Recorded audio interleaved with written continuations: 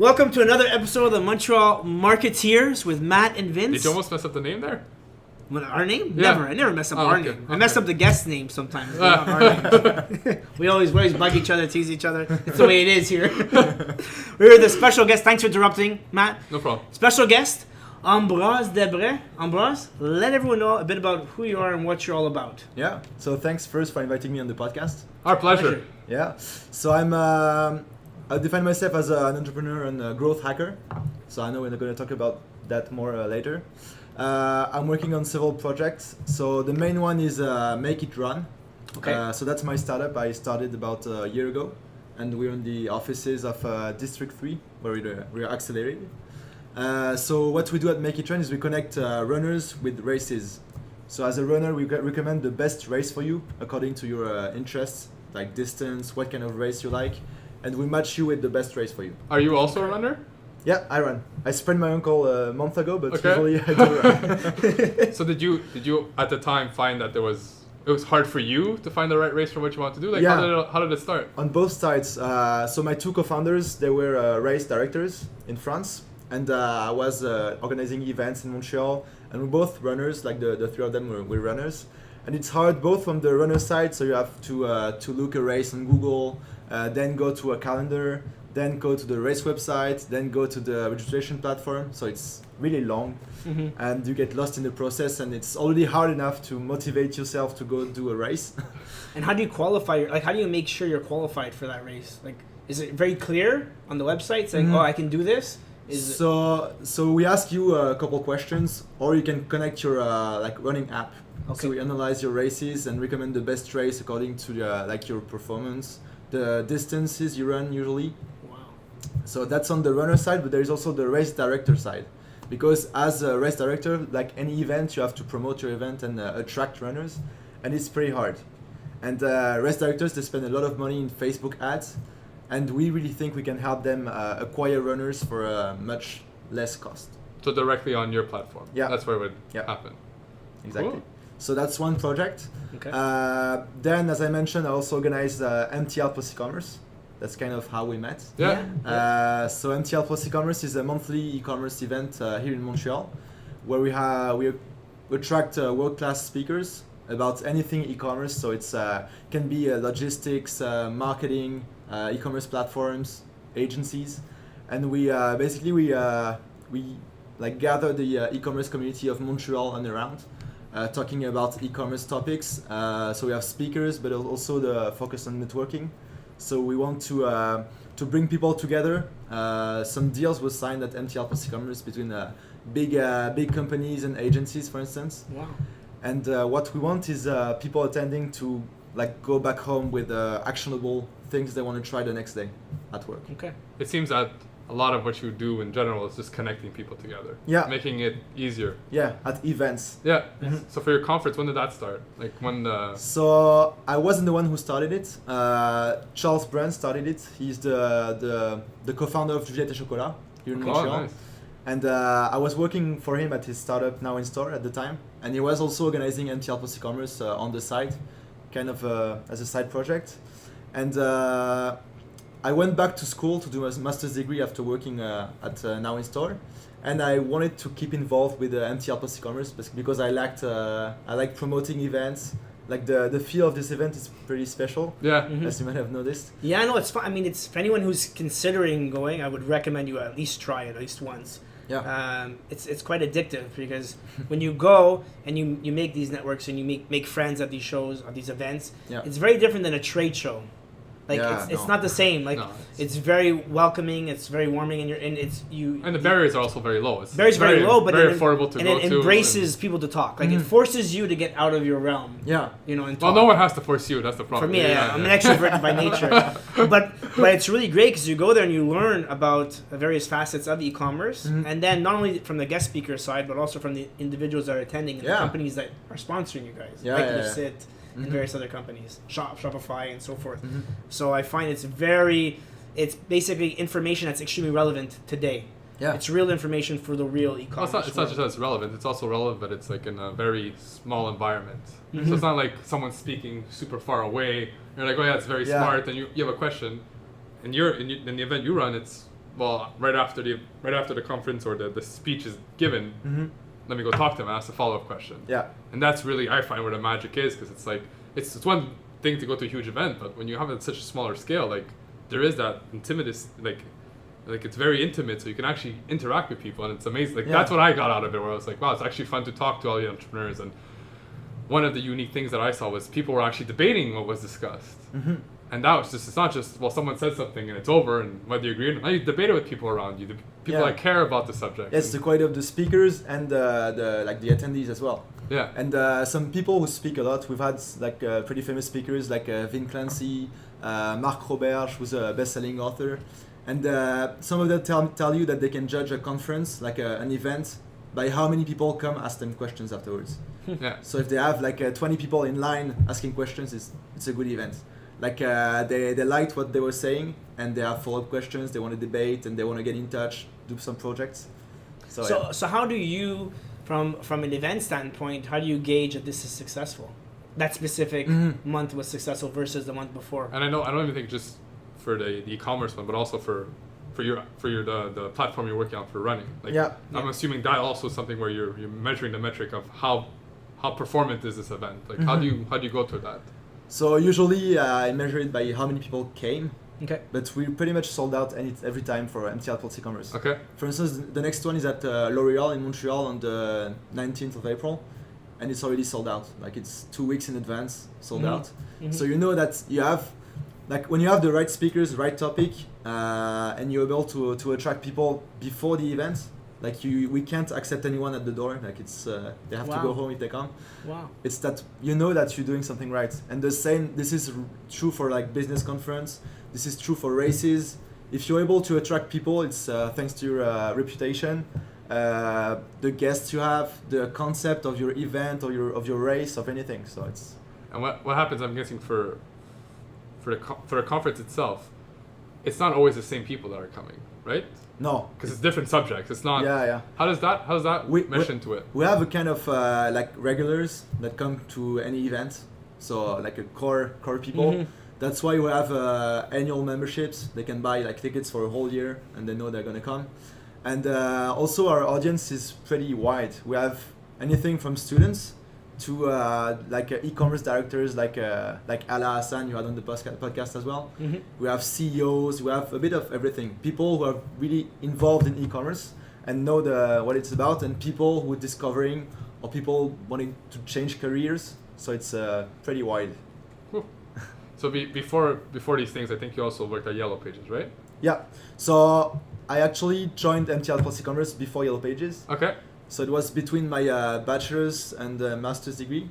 And so yeah, I didn't start MTL Ecommerce, but I joined like I think it was like 2 years old. Okay. And I got really involved in that, and I also created the e-commerce student association at HEC in Montreal. So kind of the sister organization. So that's why we also have a lot of students to MTL Ecommerce. And so I worked at Yellow Pages after my master's degree. It was like my internship end of master's degree. Your co-op or internship. Yeah, exactly.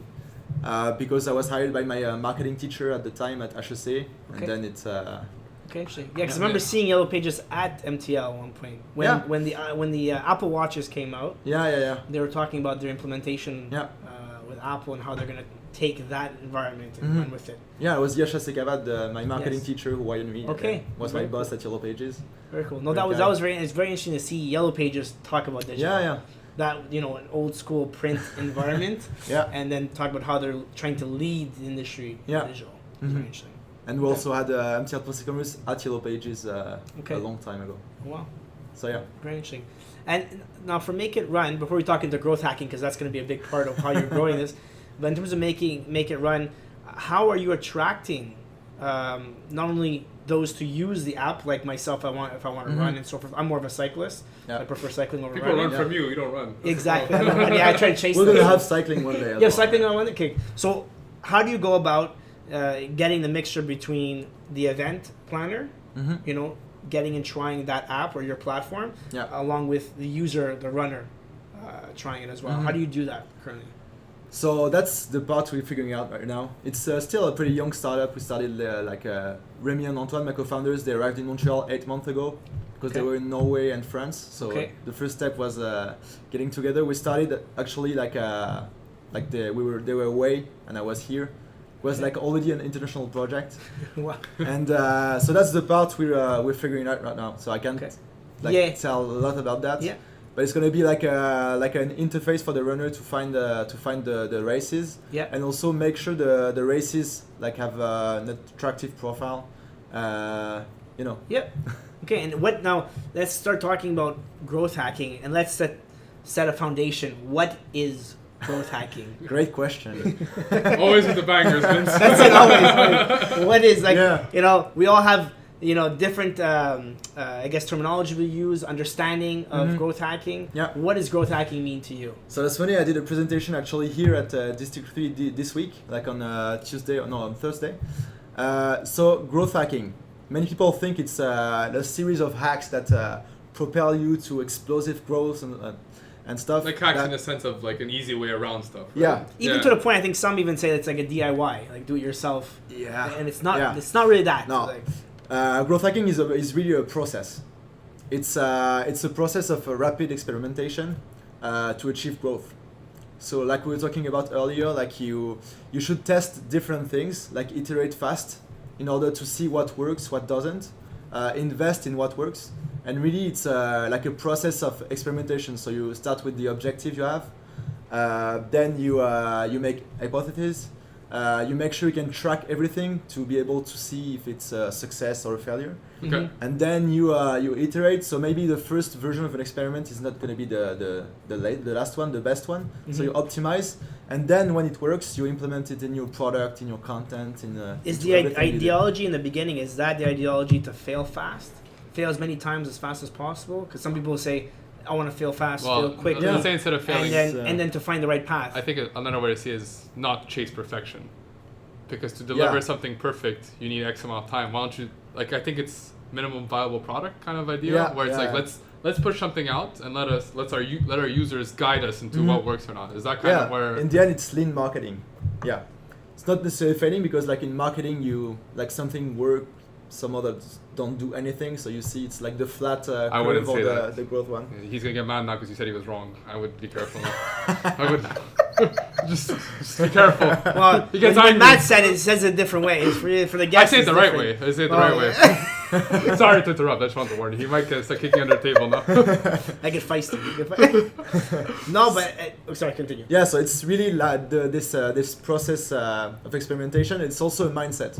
Okay. And I didn't mention it, but I also have a blog that I started about 2015, and that's been a great playground for me. MTL Ecommerce has been a great playground, and we've grown it from 60 people per event when I started to now 150, 200, always sold out. And my blog, I started it kind of as a CV for getting jobs. Which I didn't really need, but I wanted to experiment, build a WordPress, see how it worked, and basically experiment with SEO, email marketing, and stuff like that. And We're so similar. It's hilarious. So it quickly evolved to this blog. So my first blog post was about I quit drinking for a month, in February, 2 years in a row, and I wrote about that. Then I blogged about how to organize great events because people kept on asking me questions about how do you organize MTL Ecommerce, the logistics, how do you promote that. So I did a kind of a huge blog post of I don't know how many thousand words about how to growth hack any event. And so I had to cut it down in 4 parts afterwards. And then I started writing because English is not my first language. I wanted to get better at writing in English, also better at writing, organizing my ideas, promoting stuff, and it was also great for my personal branding. Because you also have your travel. I mean, I notice you travel. You like to talk about traveling a lot. So growth hacking in terms of traveling. Or travel hacking. Or travel hacking, exactly. In the end, everything I do is about optimization. Growth hacking is optimizing your growth. I told you about the mindset. I also applying it with life. It started when I was when we didn't have any Google Maps or anything like that. I would time myself the way from my home to the bus, how many minutes did it take walking. Even now in the summer when I bike, I try to avoid like red lights. It's also like optimizing stuff. Even when cooking, I try to make it like as short as I can. So do you also find like for myself, I tend to, whenever I'm let's say driving to work or whatnot, my growth hacking, my optimization is don't listen to radio. I put a podcast on, listen to NPR. Yeah. Is that what you're talking about as well? Yeah, it's that's just kind taking of the best of your time. Yeah, that's Okay. kind of life hacking as well. Making sure you're as productive as you can, and also apply it to travel. So it's always like minimum input, maximum output. So travel for as cheap as you can with the best experience. So yeah. You can get into that later, but using points and stuff like that to get cheaper tickets. Okay. So it's all about optimizing in the end. Everything I do. Do you know why you enjoy optimizing so much? Is it like what need does it fulfill you? Like, is it just the challenge of being able to optimize, or it's a challenge? It's like time is precious. Time and resources are precious, but time is the most precious one. My father is an engineer. I was born in Germany, so I have this kind of robotic side. Okay.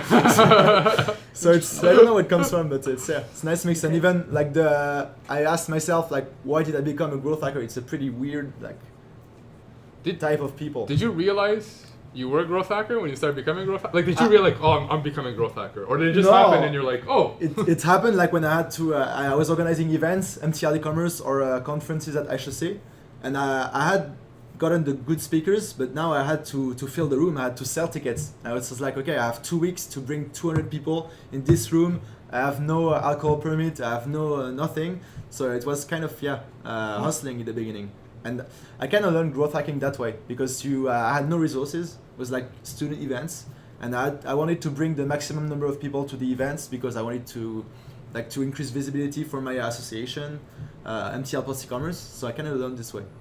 Very interesting. Yeah. Very interesting. That's very cool. No, because it's one thing when you have the unlimited resources, you have a backing at the beginning, but when you don't, in your case, it's also very valuable. And you learn the maximum output. Yeah, and then I discovered that there were people like me. Yeah. There were other people doing this kind of stuff, and it was called growth hacking. So then I got into it, like read what people were saying about it, and learned the frameworks behind it. It was like in a way a bit more structured. It's funny how that helps. 'Cause I remember the reason we first met is because I remember I used to be obsessed with details of like I used to always think about this is happening now. Where's the end game of this? And I used to always think about like that. And most of the people I talked to were like, man, you're crazy. You overthink everything. Then I met you, and I saw how you act. I'm like, wait, this is still a piece of shit. Like he's doing this because that's what he wants. And we used to talk about it. I'm like, yeah, that's exactly what I'm doing. And I think that when you're around people that push in a similar way and that really want like the same end goal, like that's when you really start developing, and that's when like it's nice to like you achieve something and people realize what you achieve, and it's like, you know what, I can do even better now. Let's grow. Yeah. And I find that growth hacking for me is an element of how to achieve my objectives. Like I know some people believe in, you know, if you want that car, you want that house, or you want that lifestyle, that vacation, you take a picture of it and then you put it in front. I don't really believe in the secret so much as in, yes, put it in front so you can see it and visualize it, but now you have to do something. The picture is the easy part. It's the encouragement. It's you have to actually do work to see what stages do I need to do, right? What I need to optimize during those stages to get to that ultimate goal, whether it's 10 years, 5 years, 30 years. And like it all starts with the objective you want to achieve. So you start with the objective and you kind of work backwards. So that's a good way. That's how companies like Mint got started. Like they wanted 100,000 users in 6 months. And they basically decomposed what channels they would use and how many people would sign up via those channels. Okay. Up to the channels, and like it's kind of reverse engineering for marketing. It works for anything. It's I know you haven't read it yet, but Blue Ocean Strategy is a book. Yeah. And you go through it and they talk about set your selling price based on the market, what you think you sell out. Set your costs, so basically how much margin you need to make for you to sustain. And then you say, well, can I actually sell at this cost? And then you start compromising backwards. Like for people that are in traditional marketing, it's like, well, the marketing price is the market. And then you have your margin based on what your cost is, and you can't really control that. Yeah. But it's the way of think of it backwards. Reverse engineer. And if your idea, if it doesn't work, then you find another idea or be more creative. Pivot. Maybe you slightly change the product or the service in some way that heightens its value. Yeah. So this way you bring up the value and you're able to play around with the Yeah, margin that you but it's a need. lot of things of like reverse engineering definitely plays a big role in it because I feel people don't reverse engineer, just copy out other people. Yeah. It's like, oh, they're doing like that, I can do like that, but a bit better. Mm-hmm. Instead of going that way, why don't we find what's the best way to do it and see if it's feasible Yeah. by working backwards? Yeah, even in the Blue Ocean strategy, there is this kind of a graph you can do with different elements, and you see you position your competition, and you make sure you're really different. Because like growth hacking is great, and you can do very powerful stuff, but it also always starts with the product itself. What you're selling, is it really good? Because if it's not good, you can do growth hacking and stuff, and you're gonna never really succeed. Mm-hmm. And as far as I'm concerned, the best growth hacking happens inside the product, like inside the app, inside the service, inside the tool you're doing. Do you mind elaborating? Like, what do you mean by that? For instance, the startups everybody knows, like Facebook, Dropbox, and stuff, like any startup that's successful, they all, if you look at them, they all had something inside the product that like helped their growth. So Facebook, when you sign up, you have to invite at least 5 people. Okay. And that 5 people is not like a random number. They measured it. This would lead was to the minimum number of people to get enough engagement so that people stay in the platform and have enough content in the feed. Dropbox, same. You have to like on the free plan, you had to invite someone to get 500 megs. So it works in both ways. They get more users and they give you free stuff. Hotmail, they had this line at the end of every email they sent, like sent with love from Hotmail with a link, and that got them from 20,000 users to 1 million users in 6 months, and then to get acquired by Microsoft. Wow. So that's inside the product. Okay. Okay. So- So it's not only because at first I thought you were gonna go down the path that the product itself, like if I take the make it run Yeah. analogy, that would up to me as an individual, Mhm. my lifestyle growth hacking. Yeah. That's a solution, right? Yeah. Because now I can all do what I want to do in terms of running and rate and applying for races Uh-huh. with a matter of 5 minutes, not 2 hours. Yeah. But you're literally talking about from the brand's perspective, growth hacking within the network Yeah. of the user. That's very interesting. For instance, make it run. It would be dumb not to leverage the network and the relationships of our users. Like if a runner is in our platform, he runs with friends already. Why not invite them in the platform as well? And why not incentivize that, so that we make sure they gain something by inviting users. Okay. And for Facebook, you invite other friends because you know, like it's a network effect. Like the more people are in Facebook, the biggest value it Yeah. gives you. Anyway. And I feel for make a run, Mhm. people, I'm assuming I'm not a runner. I'm lazy, so I don't. Physical activity in me is not a big thing. But people are competitive, right? Mhm. Like when there are times and all that. Yeah. So when you got everybody sharing and pushing each other to get better and better and better Yeah. at their run and making sure they're same events, that the whole social aspect of it Mhm. like plays a big part, Yeah, right? yeah. Even when you're deciding if you want to run a race, like you talking to friends, hey, are you able to run a 10K this Saturday? And also motivation plays a big role. Like people like sometimes run alone, but like not everybody has enough motivation to run alone. So that they do groups, and there is also the commitment. If you have a gym buddy, you have to go. Like Yeah. it's not an option not to go. This is probably an element of growth hacking, but are you finding? I don't know if you can answer this because the platform is not fully built Mhm. yet. But is there a gamification element Yeah. to it as well? Yeah, To do there that. there to play will be with? in gamification event. Yeah, Okay. of course. Very interesting. You sound so smart there, man. Sounds You so guys, smart. you're jealous, eh? That I actually. I knew 'cause you were were going with thinking that. No, I you was- didn't know anything. Okay. You know what? Yeah. Vince wanted me to that you talked about the impossible list. Ah, okay. And he was saying, Matt, I found Ambroise as an impossible list. I want to know what it's about. Okay. So I think this ties into kind of what we're talking about. Yeah, it's all about objectives and yeah. So this was I saw that on the blog, and I saw that was the beginning of my blog. So I said, Yeah. why not put that on my blog as well? It will give me a kind of a list of objectives I want to achieve, and also accountability. Because when you write something down on your blog, it's there, and it's also allowed me to talk about other stuff than just like growth hacking or life hacking, but also about like my travels, like what kind of record I want to achieve while running. Yeah. So it's all started like that, yeah. Okay. And so I broke it down by month, and now it's been like I've been updating it since 2015. It's pretty nice to come back and see like where I came from. And so you find the things you put on your impossible list, and this is what I would, to me, looked interesting. Are there things that you have a hard time growth hacking, and that's really the challenge for you? Like, why? What makes it on your impossible list? Is it just like a goal that's really hard to attain for you, and you want to make sure you track it, or? Yeah, it's kind of tracking, keeping track of what I'm doing. So I don't plan my impossible list like a few months in advance. It's always like pretty close. When I have some travels planned, I'll put them in the impossible list as well. It's when you want to achieve something, like for instance running. I run, but I've never run a marathon. Okay. I might not be able to run one this summer because of my ankle, but I still want to run a 20K this summer. So I put it like I think in May. Okay. And I know it's in my impossible list. People are going to see it. People are going to talk to me about it, and it's kind of forces you to do it. It's a kind of like motivation hack. How do you relate that to business in general? Like I'm assuming you don't have a list for maybe you have a personal list on it, but how much does that play in a role in how you're able to focus and go through your objectives or go through the grind of building your business? So one concept of growth hacking that many people use is the North Star metric. So you have one metric that you have to follow. Okay. So for instance, for Facebook, it's something about retention of the users, like the amount of time a user spends on the platform. And everything you do is going to be towards that objective. And for instance, now I've put a 20K like half marathon in May. Like I'm gonna have to do it. Like it's there, and it's not negotiable. Okay. So do you think everybody needs to have their North Star when they're starting a business of like, this is the ultimate? You don't have it right away. Okay. Because if you have it right away, it's maybe the like not the right North Star. Okay. Is you're saying that because it's too easy, like you're fooling yourself? Or no, because you don't know yet.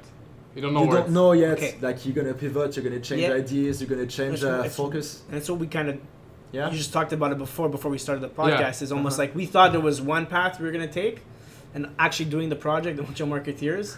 Yeah, like, reality hit us in the face. We're like, this is not what we had planned in the beginning. Yeah. And for us, we're having fun the whole time, so we didn't really think about it. We're like, oh, this is really fun doing this. But we're like, wait, this is where we said we were going to be. This is not what happened. What do we do now? Yeah. And that was kind of, like, now we're trying to find an answer. It's funny you talk about it. It's true. Yeah. It's very relatable. Yeah. So you had an objective of like listens or something like that? We had an objective in terms. So the primary objective for us is obviously we have to enjoy what we're doing. We have to always have fun, whether we enjoy that the guests and so forth. The primary objective is learning. Learning from the guests and learning from our experiences of building a brand. Yeah. So building Montreal Marketeers, specifically a podcast. Yeah. What came about is because we were listening to NPR, How I Built This, Gary Vee, Joe Rogan, Mitch Joel, 6 Pixels of Separation, and saying, okay, how do we go about doing something similar? Because now we want to be in the driver's seat. We want to ask the questions. And a few weeks ago, we broke everything down. We pivoted, broke everything from scratch and said, why are we really doing this? We put tons of ideas on a blackboard. Yeah. Right? Reasons why. Whiteboard. And then storyteller over here. And we basically said, okay, so how do we, from this, what are we deriving from these comments here? What are we really trying to do? And how can we say it in one word? What was the word that we came up with? Freedom. Like Braveheart freedom. Yeah, freedom basically of doing whatever we want when we want. Yeah. Being able to work for the organization we want to work for. Be entrepreneurs if we wanted to. Everyone kind of says, oh, you guys are like entrepreneurs. You're starting your own thing. Never found myself an entrepreneur. Entrepreneur maybe within an organization. Yeah. And always being challenged, always fighting the good fight from a marketeer standpoint of trying to grow within an organization and push them forward. Yes. But from an entrepreneur standpoint of what people see entrepreneurs as today, I wouldn't classify it. I don't know. It's still a project that you built from the ground up. Yeah, it's here. Like but you it's, have. Like the thing for us is that whether we built this or we jumped on with someone else that was doing this, like learning has always learning was our platform. Our platform, regardless of what we're doing. Okay. Like whether it's this, whether it's at work, like our 9-to-5 jobs or whatever it is. But it was interesting for us that when we did this, when we wanted freedom, kind of like when you talk about your website. Yeah. And it's on blogging, like it's kind of my CV online. I want people to know what I think. To this, there was kind of the freedom of, we might not be able to share all our ideas where we're at now, but people got to know how we think. People got to know what we do. People got to know what we care about, and that, we put in the work to do this, and that even the people around us that I interview, like, this is what life is to us. Like, this is how we see it. And that's kind of where it all meshed together. And like, this will lead us to freedom. Yeah. In the sense that we will show people like what we believe in, what we think e-commerce is, what we think marketing is, what we think about wine, any story. And like, you know, when you're working, we hear a lot of people working in an environment where it's like, oh, web is bullshit. Then it's like, oh, social media is bullshit. Oh, well, storytelling is bullshit. And when you tell me and him storytelling is bullshit, we're like, no, like, it's not. Like, you can build a brand off that, and you connect people. Like with the running, I'm sure people get really connected on those. This is the big run, and people aspire. And the person that got the best record on your app, I'm sure one day those persons are gonna be at the top, and they're gonna tell their story. And I'm sure that's where the social media aspect of it's gonna come in, where like people are gonna share it, and everybody's gonna get motivated. And when you have a team leader, or when you have your friends, and like there's a story to that. Like you're not just you're fulfilling a need because you want to connect people with the organizers, connect them with the runners. That's the need, right? But you're doing much more, and that's what keeps people there. And that's what we always found interesting. And it's not just what it does; it's how do people change when they use something, when they drink something, when they eat somewhere, when they buy from a company. You with your glasses, you're obsessed with Maui Gym. Maui Gym.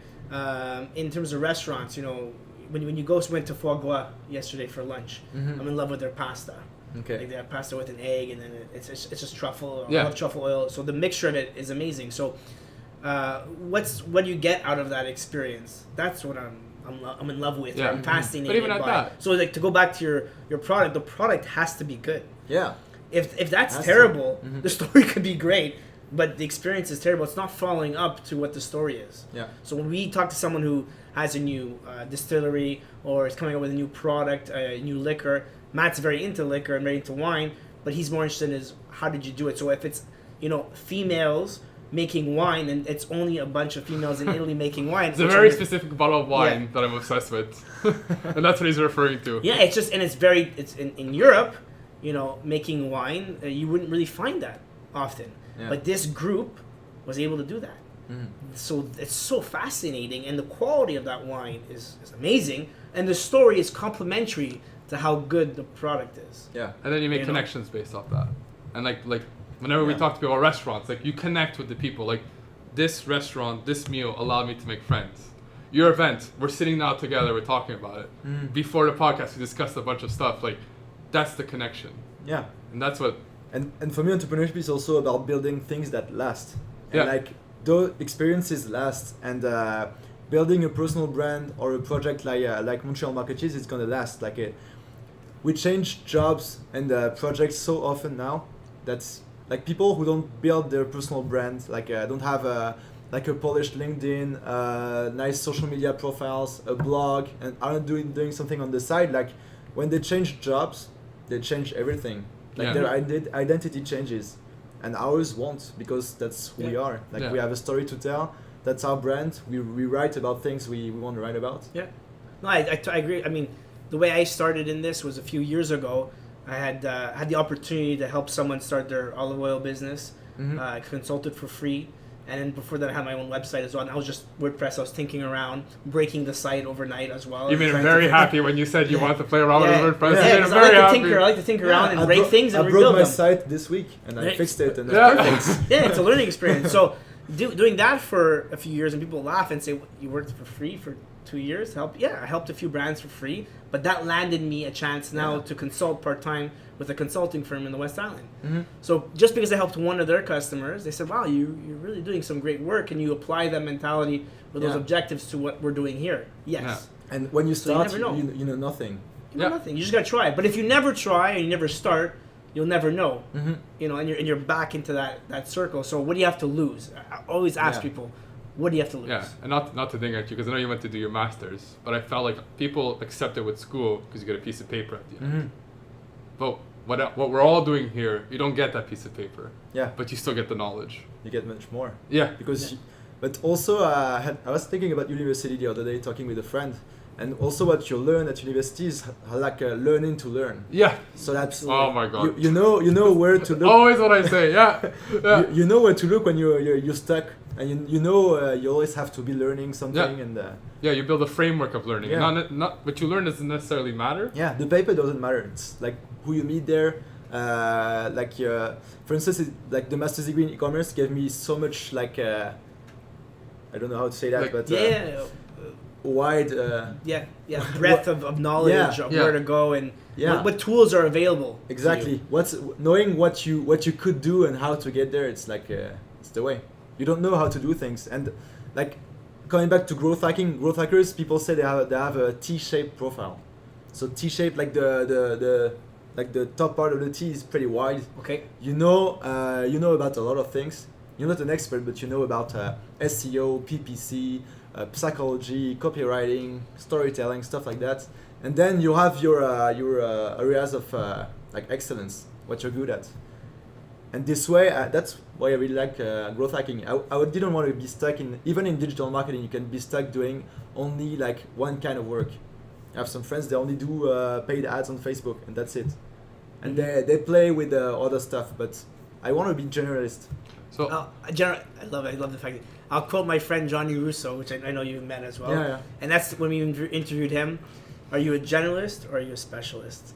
I love the fact that you have to be self-aware as to what do you enjoy more. yeah, but Because it's going to drastically change I the direction think you the go. thing is you also have to be both at the same time, Yeah. but there's one definitely that you lean on. Mm-hmm. Because someone that like even Johnny, we interviewed him on our podcast as well. There's Yeah. some things that he really is like specialist on. Like you Yeah. hear Yes. it, like he knows some things very deep, but he does know it a lot. So the generalist part is the stronger. The stronger. Yeah. Do you find it's the same for you, or are you? Just Yeah, of course. And even as entrepreneurs, like you have to know a bit of everything, because if you have a company, you have to like get the best people in the fields working with you, but you also have to know what they're doing. You have to understand like, them. when they talk to you. You have to understand like whether it's like accounting, development, marketing. You have to know how it works. So how do you own how do you own your skills, or anybody listening that wants to say like, look, I want to get into the generalist. I want to start something. I want to learn something. Like, how would you actually get into starting to like put yourself in an environment where you're always learning and you're always developing your general business acumen? So if you're starting, like just knowing the different like the things you can do in a business and you have to do, whether it's a business or marketing. And so to see that, you can just look at like for instance university curriculum in business. You have classes about HR, marketing, finance, logistics. So that's kind of all the topics you need to know, to be aware of. So would you just go online and read it, try to put yourself in a work environment where you see it, like? Myself, I had to do it because at HEC you have to take all those classes. Okay. So I had to, but I'm happy I did now. Okay. And for digital marketing, like my bachelor's degree was in marketing and IT, but we did nothing about digital marketing. And so when I worked with Now in Store, like between my bachelor's degree and master's degree, that's when I learned, because I had to do it. I had to get educated. And now online you have great resources and free. Yeah. So you can take free online classes or paid ones, and you can read blogs, like generic blogs about marketing, and you're gonna feel what you like most, like what topics you like most. But at least you'll know like a wide array of things. And that's the same. Like you have to be aware, like to learn things, like the depth of things you can know, but also keep updated about that. Like read blogs about them. So for instance, in growth hacking, you have like the growth hackers. It's a kind of resource when new new articles are put, people upvote, downvote them, so you can follow trends. Okay. So you have to stay up So to date. which, I'm just curious, in a if someone's getting, like Matt said, someone's starting into growth hacking or starting to build their own brand, quickly, what books and articles or websites would you quickly advise people to follow? Yeah. If someone says I want to get into it, what would you say? Okay, these are the 3 books. These are the 3 Or even if websites. they want to know if they'd be interested in it. Yeah. Even Yeah. before they say I want this, like Yeah. what would you actually So test? it's funny, I have a blog post about this. Okay. There we go. Maybe we can put it in the Yeah, show I notes. will for sure. Yeah. We should. So I think it's called Growth Hacking: How to Get to Speed and Stay There, or something like Okay. that. And so there are some very good books about growth hacking. like the principles behind it, the channels, etc. So first one would be Growth Hacker Marketing by Ryan Holiday. That's the one where the arrows are all pointing out, right? Yeah. Yeah, okay. I think so, yeah. And so they he tells you all about like where it comes from. So like the startups that had to do something but had no resources. Okay. So once you get the mindset, you kind of know if you like it or not. Okay. And then you have a book called Traction. This one is kind of a framework where it tells you to try. I think there are 20 traction channels. So channels, for instance, is SEO, PR, events, speaking opportunities, stuff like that. So you have like 20 channels. And basically it says that you should try all channels that apply to your business and then see what works, what doesn't, and then like double down on what works. Okay. You have also a book called Hooked by Nir Eyal. That's more about the psychology part of like why users keep using products. So for instance, that's so it's a model like that looks like an infinity loop with a trigger. What is it? Trigger, action, reward, investment. And so this model explains like why we're so hooked on Facebook, Instagram, social media. Like why do we have this intrinsic need to just go check our cell phones to see something new was posted? Mm-hmm. So those 3 books I think give a strong base. And then blogs. So there are blogs from famous growth hackers. So Andrew Chen, Brian Balfour, people like that. Besides yours, of course. Besides mine, of course. Anybody should check out yours. That's. I don't have to mention mine. Yeah, I know. That's I trying to make it clear. And also like communities like growthhackers.com. So actually started by the guy who invented growth hacking. Okay. Where people post articles, upvote them, downvote them. Kind of like a Reddit board. Questions, kind of, but for growth hacking. Okay. Yeah. And what are things people should avoid? What do you think people look at growth hacking and they read an article? Like, what are the things that people should avoid and is wrong about growth hacking? Is there any particular thing that you hear about you're like, oh, that's not growth hacking? Yeah, focusing just on the hacks, quick hacks. Okay. Like it's not. Can you give an example of one downfall that people actually always do? Well, not only that, it's even. I mean, yes, give an example, but also add to what are the stuff that you shouldn't be doing that goes against that growth. I'll give you one example. I heard recently that I was listening to Mitch Joel, actually on the way to your place, and he had mentioned like he took off notifications off his phone because it was counterintuitive to his growth hacking abilities. Like so, something like that as well. Yeah, right? like so removing the distraction so you can actually growth hack. So what's like that's one strategy. That's to Matt's point, productivity. Exactly. So would you say? I don't have much notifications as well. Like that's maybe that I would put that more into the life hacking productivity part. Okay. Tell them how it is. Tell them, Vince. So yeah, no quick hacks because it's not like doing one thing and like that's not one thing that's gonna put you to explosive growth. It's like shooting a lot of bullets consistently. Mm-hmm. Some of them are gonna reach the targets, some others not. For instance, if you base your whole like product launch on the PR, maybe journalists won't like your product and don't want to cover it. And then you're screwed. You have nothing. I'm assuming the actual setup of the strategy is important. Because now you're shooting, saying shoot everywhere, see what works. Yeah. But you actually have to be able to see what works. Yeah. So the setup. Tracking, analytics. Okay. Yeah. So that plays a pivotal role when you're doing this. Absolutely. Okay. So, would you call yourself a lifestyle entrepreneur or digital nomad or something like that? Like, why are you doing all this for? Like, what's the ultimate goal? What's the goal? Yeah. What's the ultimate goal? The ultimate goal for me is to work on things I like. Okay. And also gain freedom. Like if I want to do something, I do it. Okay. And this is from a work point of view, even like like you like traveling. It's very clear. Yeah. Like even just I want to travel this week. Let me go do it. Like, is that part of it too? That's not always achievable. But like maybe not week to week over week freedom, but like I know I'm in control. Like I'm doing this startup like with people I like working with that are good at what they're doing. I enjoy doing it, but I know that if I want to go work somewhere, like as a digital nomad, I can do it. Okay. And that's kind of like this got into me by reading the book by Tim Ferriss, The 4-Hour Workweek. Okay. Like just being able to build things that basically that can work without you. Yeah. and that's why I'm so big into automation, whether it's for productivity or growth hacking and stuff, because now we have the ability to put machines to work, to do stuff better than we could do it, and that they're kind of on autopilot. And so it's not as easy as it sounds like in the book, but it's definitely achievable. Do you find and you can you can still, like, everybody could do it. Do you find automation is a solution to everything, or do you find No. you still need a human aspect? Because a lot of people like automate, but like that's it. Like let's automate. Like, what's your point of view on that?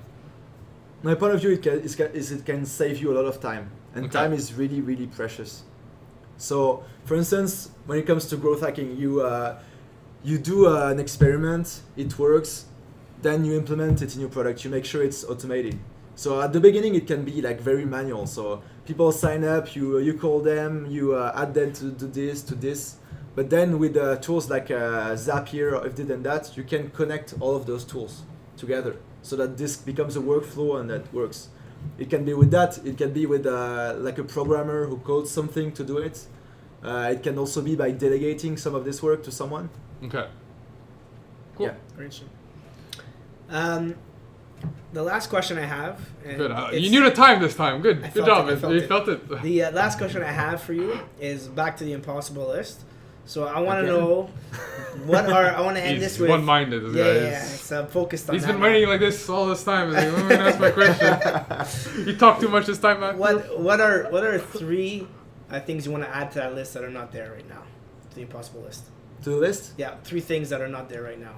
Whether short or long term. Yeah, doesn't matter. What are three things you'd add? Good question. They usually are. Yeah. So maybe I choose different categories. So on the business side, it would be to have a business that generates incomes without me having to be there all the time. So not selling my time, but having built something that's like that outgrew me. And for me, that's entrepreneurship. Like, if you're a consultant and you sell your time, you're not a real entrepreneur because you didn't build something that outgrows you. So building something that can work without me or with little involvement. Yeah. But and you only have so many hours in a day. Yeah. You can if it's by time, so it's Yeah. dangerous. You can only work X amount of hours. Yeah. Exactly. Well, at the end, it's just well, for me anyways, when I look at it, when you build something like that, your vision is what has to persist. And that's what you have to really maintain. Yeah. Because that's the key that can't be lost with your product. Yeah. Then maybe on the health level, maybe I said running a half marathon this year, maybe Yeah. a marathon next year. Okay. And then I've been meditating for like 3 years on and off.